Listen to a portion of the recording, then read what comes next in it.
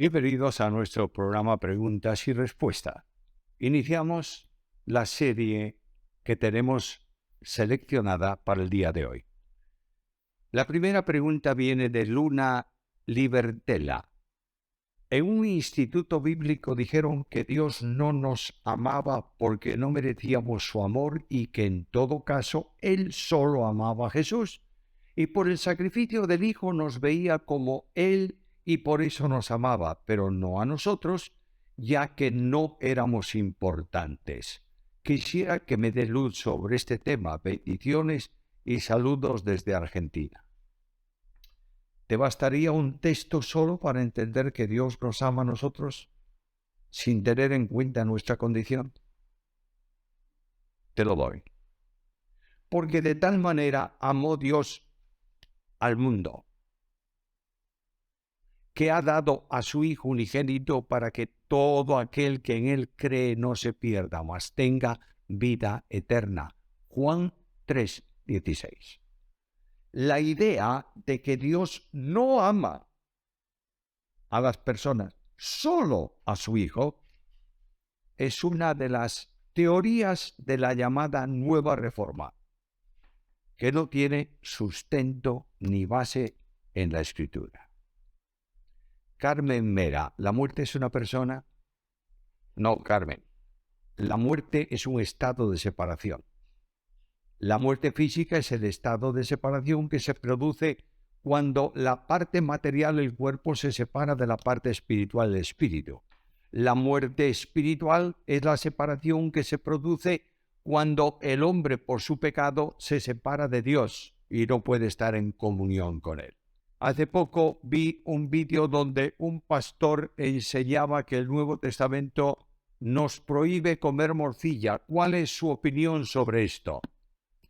Cada uno puede decir lo que quiera y todos procuran un texto bíblico que lo confirme. En este caso supongo que se trataría de prohibir comer morcilla de sangre, ya que la sangre estaba prohibida en el Antiguo Testamento, existiendo una recomendación, no un mandamiento, en el Concilio de Jerusalén para una armonía sin tensiones entre judíos y gentiles, pero que no se vuelve a mencionar como mandato en ningún lugar del Nuevo Testamento. Fernando Cayet, mi pregunta es acerca de si es correcto llamar en una iglesia ministerio de alabanza al grupo que hace música y canta en ella. Los títulos deben aceptarse por su significado. La alabanza no es un ministerio, porque no es una actividad, es una actitud. Si confundimos actividad con actitud, caemos en un problema de valorar qué cosa es principal y qué cosa es secundaria en el culto. William Osvaldo Pérez, ¿me puede explicar Gálatas 4, 21, 26, sobre todo en la parte que dice, mas la Jerusalén de arriba, la cual es madre de todos nosotros, es libre? Es necesario seguir el contexto en que se habla de sistemas religiosos que esclavizan. Así dice Pablo, porque Agar es el monte Sinaí en Arabia y corresponde a la Jerusalén actual, es decir, a la Jerusalén de la tierra, pues esta junta con sus hijos está en esclavitud. Versículo 25, señalando la esclavitud del sistema de la ley y hace una comparación con Agar, esclava de Abraham, y con la Jerusalén actual, donde se asienta el legalismo. La segunda manifestación es la de la libertad, presentando un contraste con la Jerusalén de abajo, que hablando de la otra Jerusalén de arriba, en el sentido de nuestra dimensión en la gracia que procede de Dios mismo. Pablo dice que esta Jerusalén de arriba es madre de todos los creyentes. Debe entenderse que no es una referencia a lo que algunos llaman la Madre Iglesia, y mucho menos a la condición femenina que pretenden algunos herejes para el Espíritu Santo, sino que tanto la ciudad como los creyentes proceden de arriba, en el sentido aplicativo de la misma manera que la Jerusalén actual a la que Pablo se refiere y sus hijos, esto es, los que se identifican con ella, es esclava de la ley y produce hijos de esclavitud. Así, la de arriba es libre a causa de que las obras humanas no tienen razón en ella, y ella, con los creyentes, son una obra celestial. Juan de Heredia, cuando el Señor muere en la cruz, ¿Él vuelve al Padre en esos 3 días? La muerte física divide la humanidad del Verbo en sus 2 elementos sustanciales, es decir, el cuerpo y el espíritu. El cuerpo descansó en el sepulcro y el espíritu voló a Dios, como Jesús mismo, antes de morir, lo encomendó en la mano del Padre. Christian Doncel, ¿qué es la cosmovisión bíblica? Significa lo que se ve de todo el cosmos, es decir, de toda creación, en el orden general, físico, espiritual, visible o invisible, conforme a la revelación de la Biblia. Christian Doncel, ¿cuál es la diferencia entre predicar la palabra y enseñar la palabra? Ninguna. Quien enseña la palabra, predica la palabra, y quien predica la palabra, enseña la palabra. Saulo Núñez, en el cuerpo resucitado del Señor, si tenía las marcas de los clavos de la cruz, sus otras marcas se veían, golpes en el rostro desfigurado, etcétera, etcétera. Solo se conservan las marcas de los clavos y del costado en el cuerpo de resurrección y glorificación del Señor, como conserva el aspecto de cordero inmolado que mantiene las señales de la cruz. Agenda Profética 2030. En Hechos 7:4 Esteban menciona que 75 personas entraron en Egipto, pero en Génesis 46, 26, 27 dice que 70 personas. ¿Por qué? El número de personas que vinieron con Jacob a Egipto fueron 75.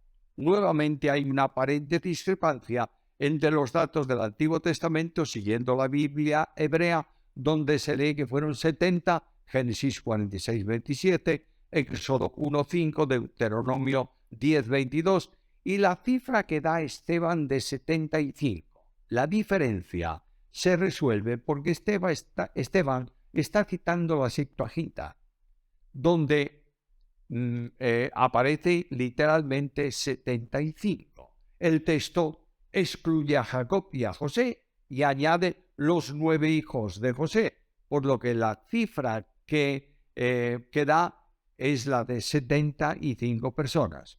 Buscar una explicación que haga coincidir los 2 datos es difícil, ya que algunas de estas diferencias descansan también en interpretaciones tradicionales. Joaquín Manuel Coucido Barreiro. Gracias, hermano, por su colaboración. Tengo una situación y nos describe una larga situación de su iglesia, de su pastor, y la situación que se produce en esa congregación. Lamentablemente, no podemos responder a una pregunta específica y concreta de tu congregación. No es ético entrar en cuestiones internas de iglesia. Ángel Fernández Vidal, ¿qué aplicación tienen para hoy los versículos 49 y 50 de Lucas 9? La enseñanza del texto no está en echar, el texto, todos sabéis que es aquel que se refiere a que Juan viene a Jesús y le dice, vimos uno que echaba demonios fuera en tu nombre y se lo prohibimos porque no lo sigue. La enseñanza del texto no está en echar fuera demonios, sino en la prohibición de impedir una tarea porque no la hacía desde el grupo de discípulos, sino fuera de él. Eso es un sectarismo que Jesús prohibió y prohíbe. Ángel Fernández Vidal, ¿se puede saber por qué Jesús comisionó a los 70 aparte de sus discípulos? Porque todos los discípulos de Jesús deben hacer lo que él hacía, predicar el Evangelio. Ángela Silva, ¿cuántas fe hay en la Biblia? Es decir, en la vida cristiana. La fe, Ángela, es una sola, porque es un don de Dios. Opera para salvación y justificación y opera para santificación. y es una fe muerta cuando no produce obras consecuentes con ella. Ángela Silva, cuando Jesús dice a los discípulos guardaos, ¿qué quiso decir? Bueno, prestad atención, no caigáis en el problema que el Señor está apuntando. Josías Ortiz, ¿cuál debe ser el actuar del creyente cuando se equivoca y peca contra Dios? ¿Simplemente asumir las consecuencias de nuestros actos? Por supuesto, hay que asumir las consecuencias de nuestros actos, porque tenemos las normas y las líneas bíblicas y las quebrantamos. Somos responsables. Pero la solución al problema es sencillamente obedecer las demandas bíblicas, confesar nuestro pecado y restaurar la comunión con Dios. Primera carta de Juan, capítulo 1 y versículo 9. Llegamos hoy al final del programa, son programas breves porque había pocas preguntas en este sentido. Nos veremos en el próximo programa si el Señor lo permite. Y mientras tanto, deseamos las más ricas y abundantes bendiciones de Dios para vuestras vidas y para vuestro ministerio. Hasta pronto.